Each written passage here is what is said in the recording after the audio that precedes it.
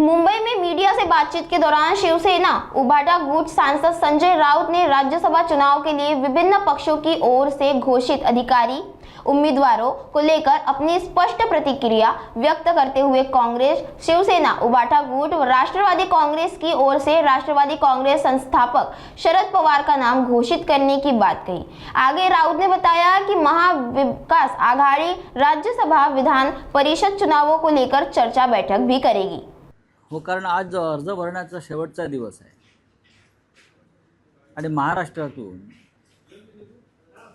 विरोधी पक्षाला एकच जागा मिळते, ती सुद्धा आम्ही एकत्र राहिलो तर। आणि काल सर्वानुमते ज्येष्ठ नेते शरद पवार यांच्या नावावर सगळ्यांनी सहमती दर्शवली। खरं म्हणजे आदित्य ठाकरे सातत्याने सांगत होते ते खरं आहे की सर्वाधिक मोठा पक्ष हा शिवसेना आहे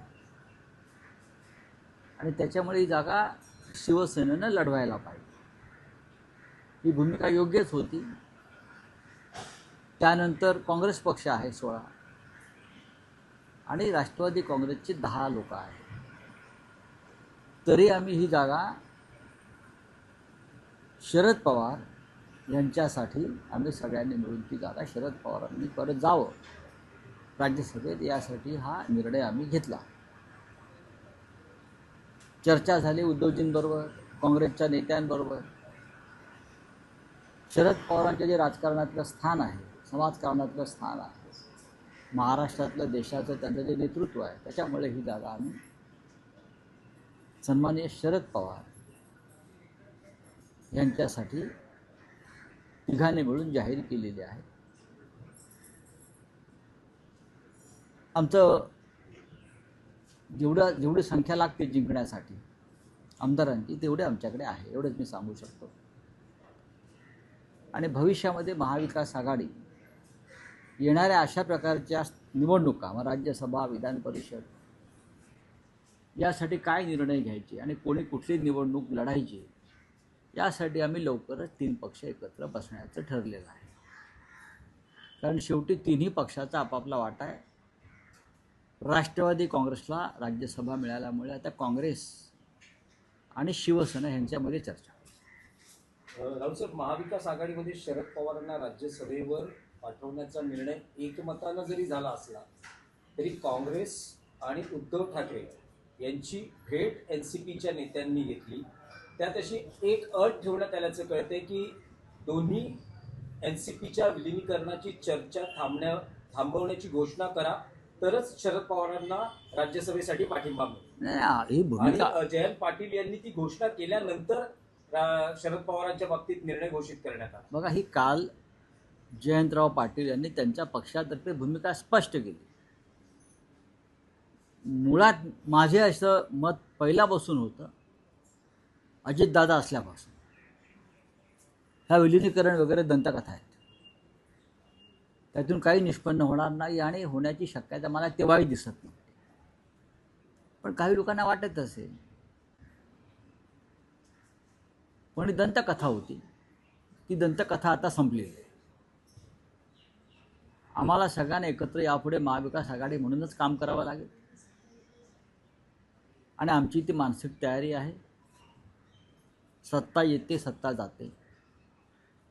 आम्हाला जनतेने विरोधी पक्षामध्ये जबाबदारी दिलेली आहे, ती आम्हाला योग्य पद्धतीने पार पडली पाहिजे। महाराष्ट्रात आणि देशामध्ये सर्व सरकार अपयशी ठरलेली आहेत, भाजपची प्रश्नांचा डोंगर आहे। अशा वेळेला जनतेचा आवाज म्हणून विरोधी पक्षाला काम करावं लागेल। जे विरोधी पक्षात आहेत त्यांनी उगाच सत्तेच्या मागे आत्ता धावू नये, येणाऱ्या पुढल्या निवडणुकांची तयारी करावी आणि लोकांपर्यंत पोहोचावं, हे आमच्या सगळ्यांचं मत आहे। रावसाहेब, प्रियंका चतुर्वेदींनी एक ट्विट केलंय आणि त्यांनी नमूद केलंय की मला राज्यसभेवर पाठवण्यासाठी ज्यांनी प्रार्थना केली त्यांचे विशेष आभार मानते। ठीक आहे, त्यांच्यासाठी सगळ्यांच्याच प्रार्थना होत्या शिवसेनेमध्ये, त्या आमच्या सहकारी होत्या। प्रियंका चतुर्वेदी ह्या राज्यसभेमध्ये उत्तम काम करत होत्या, पण गणित जमत नसल्यामुळे त्यांना दुर्दैवानं राज्यसभेच्या बाहेर राहावं। जर गणित जमलं असतं जर पवारसाहेब निवडणुकीला उभे राहिले नसते तर ही जागा शिवसेना 100% लढून विद्यमान राज्यसभा सदस्य चतुर्वेदी यांना ती जागा द्यायला कोणाचीच अडचण नव्हती. त्याच्यामुळे त्यांच्यासाठी पक्षामध्ये सगळ्यांची इच्छा होती की जागा शिवसेनेने लढावी. पण जेव्हा पवारसाहेबांसारखा नेता उभा राहतो आणि सगळ्यांनी ठरतंय की बाबा आपण त्यांना पाठिंबा दिला पाहिजे आणि तेवढा आकडा शिवसेनेकडे किंवा अन्य कोणत्याही पक्षाकडे नाही, हे सत्य आहे. रावसाहेब, काल रोहित पवार यांनी उद्धव रावसाहेब, ठाकरेंची भेट घेतली. राज्यसभेचाच विषय आहे की भाजपने 4 उमेदवार जे घोषित केले आहेत त्यात रामदास आठवलेंना त्यांनी पुन्हा राज्यसभेवर पाठवले, 2 नवीन चेहरे. पण लक्षवेधी उमेदवारी आहे ती विनोद तावडे यांची. बरं, जवळपास 2019ला त्यांना विधानसभेत नाकारण्यात आलं पक्षातर्फे उमेदवारी आणि त्यानंतर जवळपास 6 ते 7 वर्ष पक्ष संघटनेसाठी काम केल्यानंतर त्याचं फळ म्हणून त्यांना राज्यसभेवर पाठवण्यात आलंय. त्यांचं राज्यसभेवर म्हणजे राजकीय पुनर्वसन असल्याचंही म्हटलं जातं. राजकीय पुनर्वसन आहे असं मला वाटत नाही, कारण विनोद तावडे यांच्यासारखे कार्यकर्ते जे पक्षामध्ये असतात, कोणत्याही पक्षामध्ये असतात, ते सतत पक्षाचं काम करत असतात. मी विनोद तावडे यांना अनेक वर्ष ओळखतो.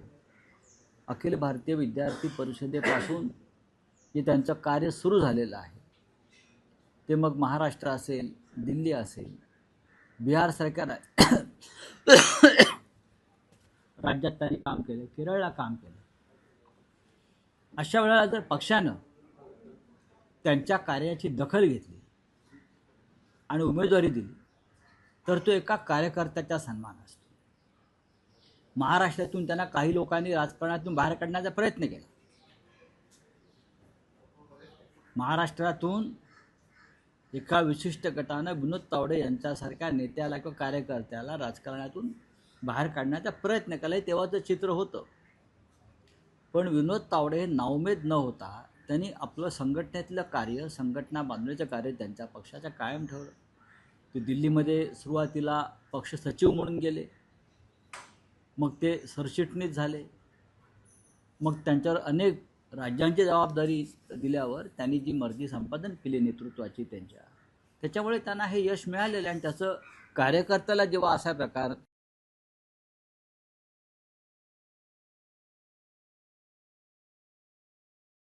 भारतीय जनता पक्षाने जे उमेदवार दिलेले आहेत ते कौतुक करण्यासारखेच आहे, त्याच्याविषयी माझ्या मनात शंका नाही. पण रावसाहेब, आणखी एक राज्यसभा उमेदवारी सध्या देशात चर्चेचा विषय आहे, ती म्हणजे बिहारमध्ये. असं म्हटलं जातं आहे नितीश कुमार किंवा त्यांचे सुपुत्र हे राज्यसभेवर जाऊ शकतात आणि अशा वेळेस बिहारचं नेतृत्व भाजपकडे येऊ शकतं. बघा, भारतीय जनता नेमकं पक्षाचा केंद्रीय राजकारणात काय घडतं? भारतीय जनता पक्षाच्या विधानसभेच्या जागा या जनता दल युनायटेडपेक्षा जास्त आहे.